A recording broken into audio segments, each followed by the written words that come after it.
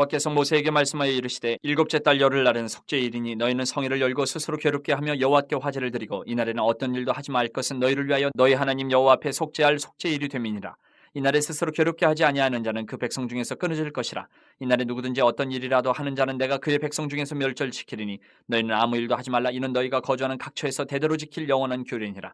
이는 너희가 쉴 안식일이라. 너희는 스스로 괴롭게 하고 이달 아흐렛날 저녁 곧 그 저녁부터 이튿날 저녁까지 안식을 지킬지니라. 여호와께서 모세에게 말씀하여 이르시되 이스라엘 자손에게 말하여 이르라. 일곱째 달 15째 날은 초막절이니 여호와를 위하여 이레 동안 지킬 것이라. 첫날에는 성회로 모일지니 너희는 아무 노동도 하지 말지며 이레 동안에 너희는 여호와께 화제를 드릴 것이요 여덟째 날에도 너희는 성회로 모여서 여호와께 화제를 드릴지니 이는 거룩한 대회라. 너희는 어떤 노동도 하지 말지니라. 이것들은 여호와의 절기라. 너희는 공포하여 성회를 열고 여호와께 화제를 드릴지니 번제와 소제와 희생제물과 전제를 각각 그날에 드릴지니 이는 여호와의 안식일 외에 너희의 헌물 외에 너희의 모든 서원제물 외에 또 너희의 모든 자원제물 외에 너희가 여호와께 드리는 것이니라. 너희가 토지 소상 거두기를 마치거든 일곱째 달 15째 날부터 이레 동안 여호와의 절기를 지키되 첫날에도 안식하고 여덟째 날에도 안식할 것이요 첫날에는 너희가 아름다운 나무 실과와 종려나무 가지와 무성한 나뭇가지와 시내 버드를 취하여 너희의 하나님 여호와 앞에서 이레 동안 즐거워할 것이라. 너희는 매년 이레 동안 여호와께 이 절기를 지킬지니 너희 대대의 영원한 규례라. 너희는 일곱째 달에 이를 지킬지니라. 너희는 이레 동안 초막에 거주하되 이스라엘에서 난 자는 다 초막에 거주할지니 이는 내가 이스라엘 자손을 애굽 땅에서 인도하여 내던 때에 초막에 거주하게 한 줄을 너희 대대로 알게 함이니라. 나는 너희의 하나님 여호와이니라. 모세는 이와 같이 여호와의 절기를 이스라엘 자손에게 공포하였더라. 하나님께서 이스라엘 백성들에게 절기를 제정하시고 각 절기마다 어떻게 지켜야 하는지 규례를 지금 모세를 통해서 가르치시고 계십니다. 어제는 7.7절과 나팔절의 규례를 나눴어요. 오늘은 속죄일과 초막절의 규례를 말씀하고 계십니다. 7.7절을 지키고 나팔절을 지키고 그 이후에 이어서 오늘 말씀하는 속죄일과 초막절을 이스라엘 백성은 지켜야 했습니다. 하나님께서 이스라엘에게 이 속죄일, 초막절을 반드시 지키라고 하신 이유들을 오늘 우리가 살피면서 우리가 지금 속죄일을 지키고 어제 7.7절이나 나팔절처럼 초막절을 지키는 것은 아니지만 그 영적인 의미들을 우리가 알고 그 의미에 적절한 우리의 신앙적인 삶이 필요하기 때문에 이 절기를 살펴보는 것은 상당히 중요합니다. 먼저 속죄일의 이 규례와 의미를 살펴보면 먼저 하나님이 속죄일을 제정하시고 이렇게 말씀하셔요. 아무 일도 하지 말고 금식하면서 자신의 죄를 회개하라. 아무 일도 하지 말고. 이 절기 중에 노동하지 말라는 것이 계속 반복돼요. 노동은 어제 처음 말씀드렸지만 노동의 시작이 어디서 옵니까? 에덴 동산의 범죄함으로부터 노동이 시작됐단 말이에요. 하나님 앞에 범죄하기 전에는 인간에게 노동은 없었습니다. 에덴 동산에서 하나님과 교제하고 나누고 이렇게 살아가는 삶이었어요. 근데 선악과를 따먹는 범죄하면서 에덴 동산에서 추방되고 그리고 나서는 땀 흘려서 노동을 하지 않으면 살 수가 없는 존재가 인간이 됐어요. 범죄로부터 노동이 시작됐어요. 하나님의 절기를 지킬 때는 무엇하라?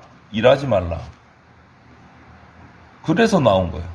하나님의 절기를 지킬 때는 일하지 말라, 노동하지 말라. 금식하면서 자기 죄를 회개하라. 이것이 속죄일에 주신 명령이에요. 이 속죄일은 나팔절에 이어서 7월 10일에 지켜지는 절기예요. 대제사장, 백성 모든 죄를 다 하나님 앞에 고백하는 날이에요. 1년에 한 차례씩 이렇게 속죄일을 지키면서 제물의 피를 뿌리고 아사슬 염소를 택해서 광야로 내보내면서 자신의 죄를 다 제거하는 여러 가지 의식들을 거행하는 날이 속죄일입니다. 이 날을 통해서 하나님은 이스라엘 백성이 하나님께 했던 그 불순종의 죄들과 또 자신들이 살아가면서 1년 동안 살아오면서 이웃과의 관계에서 지금 모든 죄를 이 속죄일에 되돌아보고 다 회개하라고 하셨어요. 다 회개하라. 그때 하나님은 죄를 고백하는 죄를 용서해 주시는 분이다. 이렇듯 구약에서 이스라엘 백성이 수소와 순염소의 제물의 피를 통해서 하나님 앞에 고백하고 죄사함을 받았듯이 오늘날 우리는 죄에서 자유롭지 못한 우리는 하나님께 나가서 죄사함을 받아야 되는데 그 방법은 수소와 염소의 피가 아닌 그것을 대신해서 완전한 어린 양의 피를 흘려주신 예수 그리스도를 통해서 우리가 그 용서를 받아요. 예수님의 보혈의 피가 우리 가운데 뿌려질 때 우리는 모든 죄를 용서받는 겁니다. 우리는 한 명도 빠짐없이 다 죄인입니다. 하나님의 뜻을 거역하고 살아요. 나를 창조해 주신 하나님의 뜻을. 그래서 우리는 하나님이 우리에게 허락하신 유일한 구원자인 예수 그리스도를 의지할 수밖에 없어요. 그분을 통해서 죄사함 받을 수 있기 때문에. 또 한 가지 우리가 살펴볼 것은 왜 속죄일에 아무 일도 하지 말라고 하셨을까? 앞에서 노동 얘기를 해드렸지만 또 한 가지 의미가 있어요. 노동을 하지 않는 이유. 죄를 용서받기 위해서 아무리 인간이 노력을 하도 무언가를 해도 그것은 불완전하기 때문에. 인간의 어떤 것으로도 죄사함을 받을 수 없기 때문에 어떤 노력을 해도 어떤 큰 일을 해도 죄사함은 없습니다. 그래서 너희들 거 다 내려놓으라는 말씀이에요. 너희들이 애쓰는 거, 너희들이 노력하는 거, 너희들이 뭔가 재물을 모아서 하나님 앞에 뭔가 해보겠다는 거 다 내려놓으라는 거예요. 왜? 죄사함 받는 데는 그런 것들이 어떤 영향도 끼치지 못한다는 거예요. 그것을 고백하는 것이 속죄일에 아무 일도 하지 말라. 아무 일도 하지 말라. 그 대신 금식함으로 자기를 하나님 앞에서 낮추고 괴롭히고 자기 죄를 고백하라. 그것이 우리가 딱 할 자세다. 그래서 오로지 우리는 하나님의 은혜 앞에 나가야지 죄사함 받아요. 하나님의 은혜 앞에. 다른 방법이 없어요. 하나님의 은혜 앞에 나가는 자리, 하나님의 은혜 앞에 엎드리는 거, 그게 뭡니까? 바로 십자가 앞이에요. 예수 그리스도 십자가 앞에 내가 엎드릴 때 우리 죄는 용서받습니다. 그것을 속죄일을 통해서 우리가 영적인 의미를 깨닫고 우리 삶이 항상 주님의 십자가 앞에 엎드리는 삶, 그래서 내 죄를 고백하는 삶이 우리 가운데 있기를 바랍니다. 그리고 또 한 가지 오늘 초막절의 규례를 말씀하고 계세요. 그 의미를 살펴보면 초막절 첫날 7일 동안 지켜요. 초막절은 첫날과 마지막 그 7일을 지나고 8째 날에는 거룩한 모임으로 모여서 예배하고 말씀을 배우는데 이때도 역시 어떤 노동도 하지 말아라. 어떤 노동도. 초막절은 첫째 날과 7일 지난 8째 날에는 아무 일도 하지 말아라. 오로지 하나님 앞에 모여서 예배하라. 제사드리라. 번제물, 곡식제물, 부어드리는 제물 각각 날짜에 맞춰서 이 일주일 동안 계속 하나님 앞에 제사드리는 겁니다. 예배드리는 겁니다. 초막절은. 그리고 그 앞에 초실절과 이 맥주절을 통해서 주신, 나팔절을 통해서 주신 그 곡식을 감사하면서, 수확을 감사하면서 드리는 축제예요. 초막절 수확의 때가 되기까지 지금까지 주님께서 부어주셨던 모든 그 수고들 감사를 올려드리면서 안식하는 주간이에요. 안식하는 주간. 일주일 동안. 이 초막절은 그래서 안식을 아주 강조하고 있는 것을 볼 수 있어요. 안식. 이 기간을 통해서 하나님 안에 있을 때, 하나님 품 안에 있을 때 정말 풍요롭고 참 안식이 있구나라는 것을 경험하는 절기가 바로 초막절 일주일간의 기간이에요. 한번 생각해 보십시오. 인간이 풍요롭기를 싫어하는 인간이 어디 있겠어요? 평안하기를 싫어하는 인간이 어디 있겠어요? 누구나 풍요롭고 안식하기를 원해요. 그런데 우리는 일반적으로 우리 뇌리에 딱 각인되어 있는 게 뭐냐면 그렇게 풍요롭고 평안한 삶을 살려면 재물이 넉넉해야 된다. 그러니까 좀 더 열심히 벌어야 되겠다. 모아야 되겠다. 이것이 우리의 일반적인 우리 속에 각인되어 있는 방법이에요. 그런데 초막절은요. 참 안식이 오직 하나님과 함께할 때만 있다라는 것을 깨닫게 해주는 절기예요. 하나님과 함께할 때 있다. 그런데도 우리는 그리스도인임에도 불구하고 종종 좀 더 많은 재물을 벌기 위해서, 좀 더 많은 풍요를 누리기 위해서, 이후에 좀 더 많은 안식을 누리기 위해서 주일까지도 예배의 시간, 예배의 장소까지도 내려놓고 재물을 모으는 데 집중하는 그리스도인들이 종종 있어요.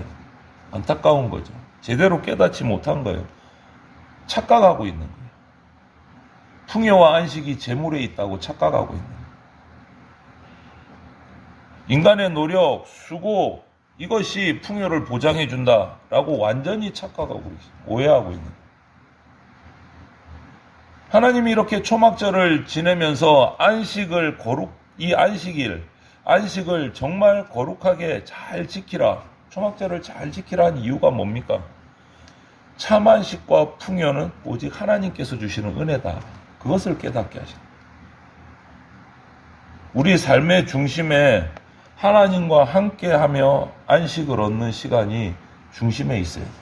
그것이 예배의 시간이고 하나님 앞에 내가 나를 내어놓고 묵상하고 기도하고 부르짖는 시간이다. 예수님은 마태복음 11장에 이렇게 말씀해 주셨습니다. 수고하고 무거운 짐진 자들아 다 내게로 오라.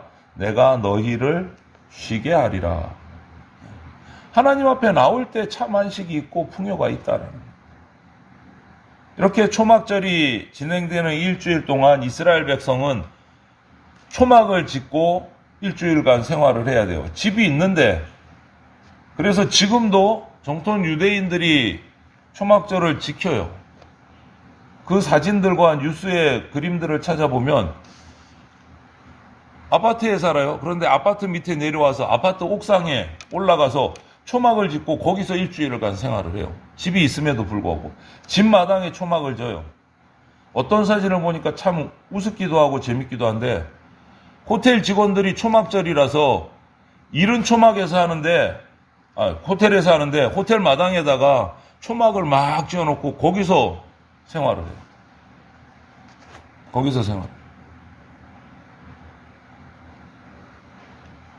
집을 놔두고 불편한 초막에서 생활을 하는 이유가 뭐냐? 초막절의 역사적인 의미는 이스라엘 백성이 출애굽에서 가나안에 이르기까지 40년 광야에서 초막에서 생활을 했기 때문에, 장막에서 생활을 했기 때문에 일주일 동안 초막 생활을 하면서 그때를 기억하고 되살리고 잊지 말라는 거예요. 40년의 광야 생활을 하나님께서 어떻게 은혜로 이끌어 주셨는지를 다시 한번 기억하라는 거예요. 그리고 우리가 가나안 땅에 들어왔다는 것을 잊지 말라는 거예요. 과거를 잊으면 가나안에서 누리는 이스라엘 백성에게 주신 하나님의 은혜는 의미가 없어지는 거예요. 잊어버리는 거예요. 당연하게 생각합니다. 하나님의 은혜를 잊지 말아야 할 것은 오늘날 우리도 마찬가지입니다.